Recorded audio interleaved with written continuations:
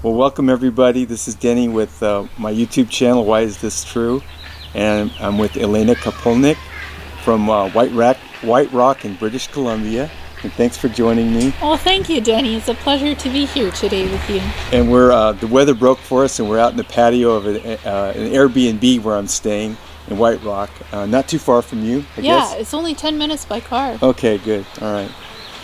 Well, it was a surprise for me to get a contact from you to do this, and I know originally we talked about, or we were probably thinking about doing a Skype interview, and what happened for me was I had already was pretty familiar with your work and saw a lot of your videos, and a lot of them were Skype type stuff. Yes. I thought, wow, wouldn't it be cool to do an in-person video? Yeah, exactly. So I started thinking about that. I made a decision pretty quick that I wanted to meet you in person and do an in-person video, and then all these other things started to fall in place. So it turns out that I'm doing several of them up here. Mm-hmm. You have quite an enclave of interesting people in this area. Yeah, it's quite beautiful in Vancouver and Burnaby and Abbotsford. A lot of friends like Leonard Howell, right? Brad Johnson. Those are people I know and I worked with a little bit. So very good people, trustworthy. Yeah. Great interviews, I bet, right? Yeah, yeah. So yesterday I did an interview with Rita Britnell and Thomas Moore from Harmony Healing Center here in White Rock, and then after that I met up with Leonard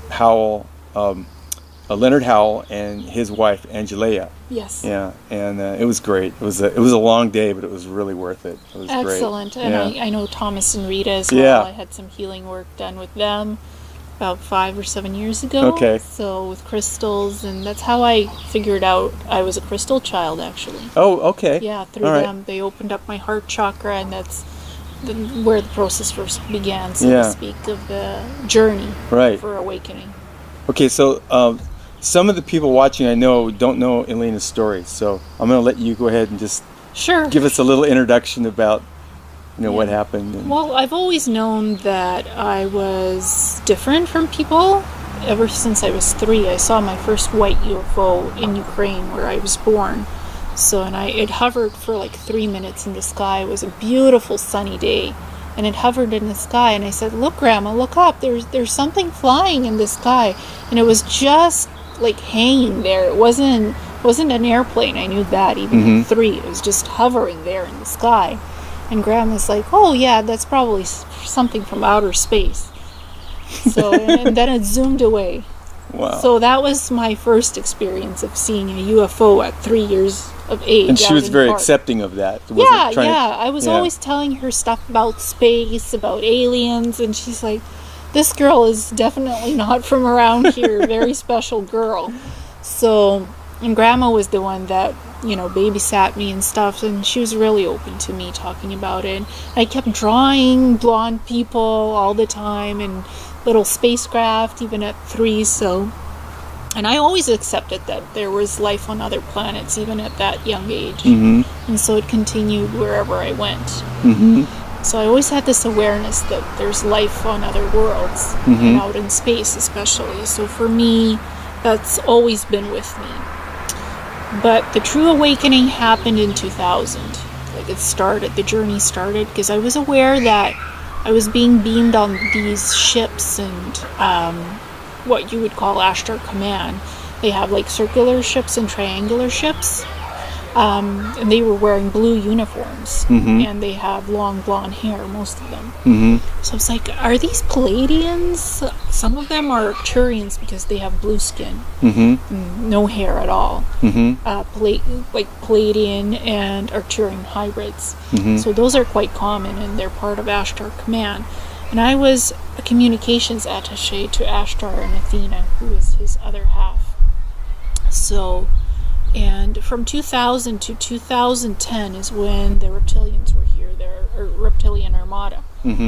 So they were trying to get this planet to claim this planet for themselves, because it wasn't just enough to politically control this planet. They wanted this planet for themselves, to change it and to terraform it. But Ashtar Command stopped them, and other just a sec. confederations. It's all part of a confederation, galactic, star brothers and sisters working together. So how did this information come to you? How did you become aware of all this? I started getting memory recall in 2014 when I started working with Leonard Howe, learning Native American shamanism. Okay. So I was starting to have shamanic journeys, and the information, having past life regression done on me with Leonard, learning how to do that actually. So those memories started coming back. Okay. And I've had dreams about it as well. So I was a little bit aware of it on the subconscious level in my dreams. And I thought, this can't be my mind making this up, because it feels so real. It feels like I was on the ships, and I was, because I was Ashtar's communication attaché. I was passing coded information from ship to ship in his fleet. And it was near Earth. It was all near Earth in this solar system. Okay. They were here to defend this solar system. So through the shamanism, I remembered that fully, those events from 2000 to 2010, 10 years in service with Ashtar Command, working with them to keep this planetary system defended, basically, with the energetic barrier, keeping that up, and just passing info, classified info between the Ashtar ships. So is that considered being in the secret space program, or is that something different? That's something different, right? I mean, that's it's not really an Earth-based operation. It's more it's more the Ashtar Command operation, right, but which is considered galactic. Right? Yes, galactic. Yeah. I wouldn't say Galactic Federation. I don't really like that term, because there's the Galactic Federation of Light, which has its own negative regressives in it. And, you know, I don't consider Ashtar Command associated with the Galactic Federation of Light. It says they are, but they're not. Not to me. The energies were wonderful. I was treated generously when I was on the ships. Nothing bad was done to me. It felt really positive with them. So they're not. I don't believe Ashtar Command is negative. A lot of people say there are negative connotations with them, but I don't believe so. I've been in their City of Light. And they're crystal cities, and they do a lot of arbitration, actually, a lot of arbitration work. They help, Ashtar Command actually helped to free some of the Zetas that were controlled by the reptilians. Are those considered Zeta reticulans? Is that the same thing? The Zetas are the original ones. Zeta reticulans are the subspecies of the Zetas. Okay. So we were both tall? Some of them are shorter, some of them are taller grays. Okay.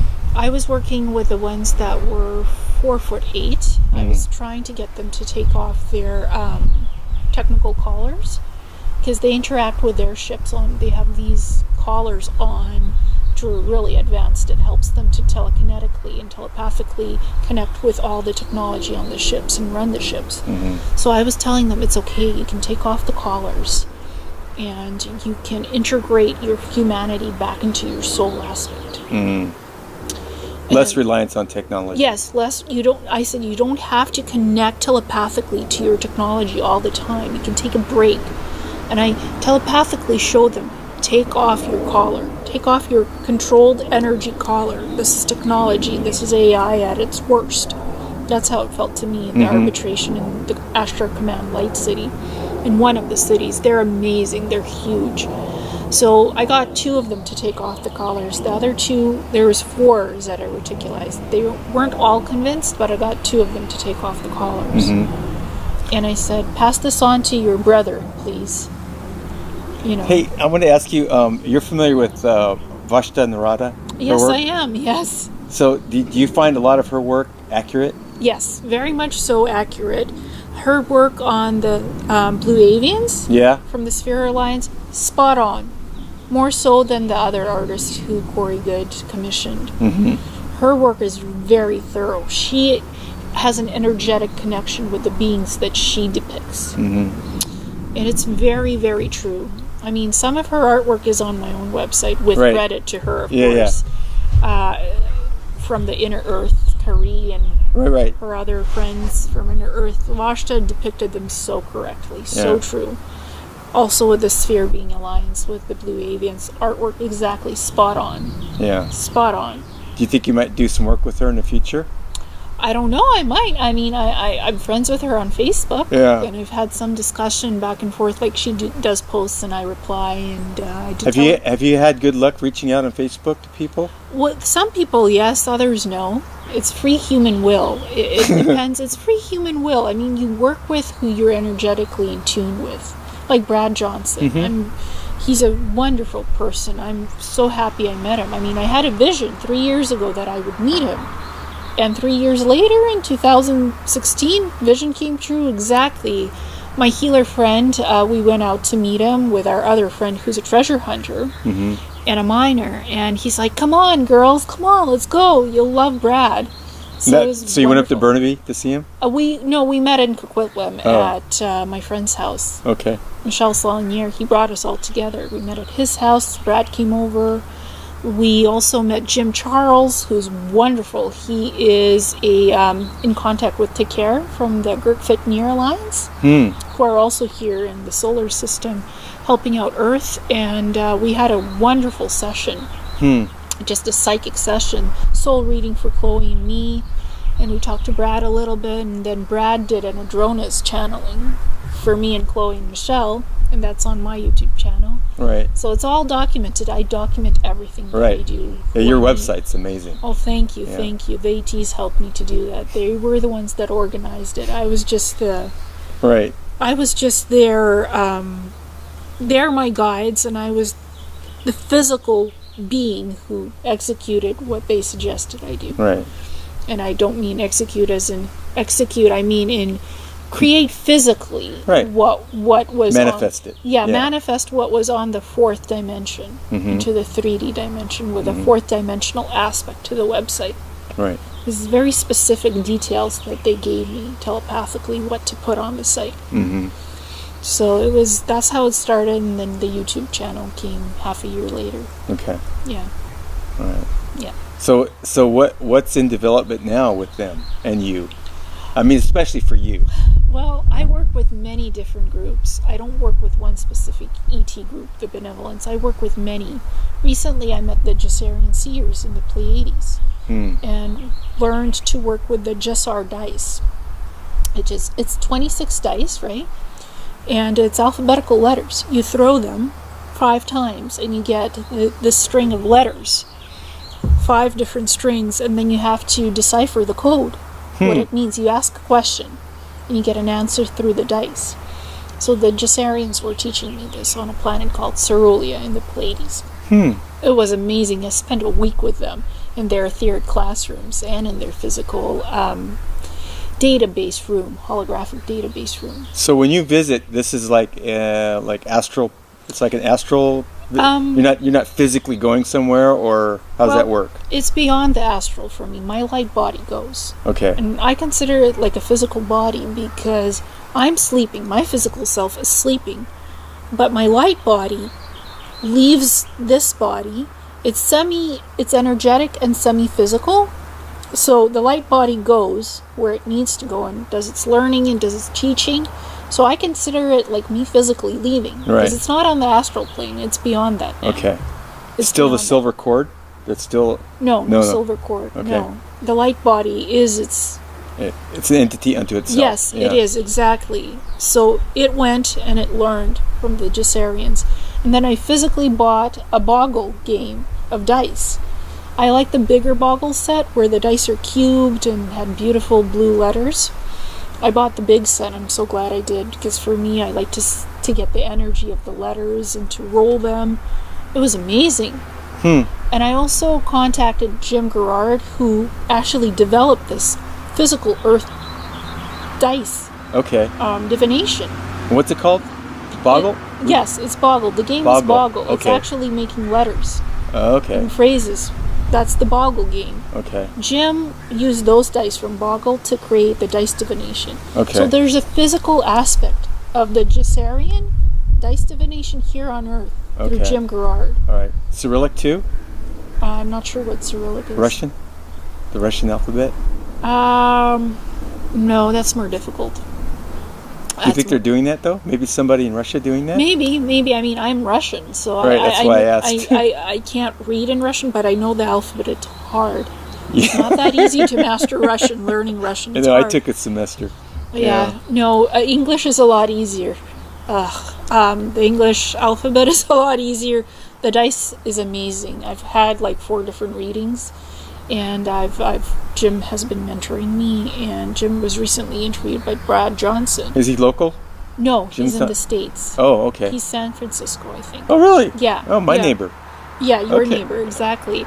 So he's been mentoring me, but he said I'm advanced level, mastery level 1 from the mystery schools. So, because I couldn't use Jim's method of fully reading all 130 letters from the dice throws, of the 5 throws. So I made 5 different lines and just started decoding words from those 5 lines. Okay. For me, it doesn't work the same as it does for Jim. Oh. I had to... But it's an iterative process. You're going to be developing this as you go, right? Yeah. I'm upgrading the instructions. It's modified instructions from Jim's original ones, and I've given him the credit because he's the one that did the dice, Jim Gerard. And he's amazing, very gifted psychic, in my opinion. He doesn't call himself that, but for me, he's a very gifted seer and psychic. Cool.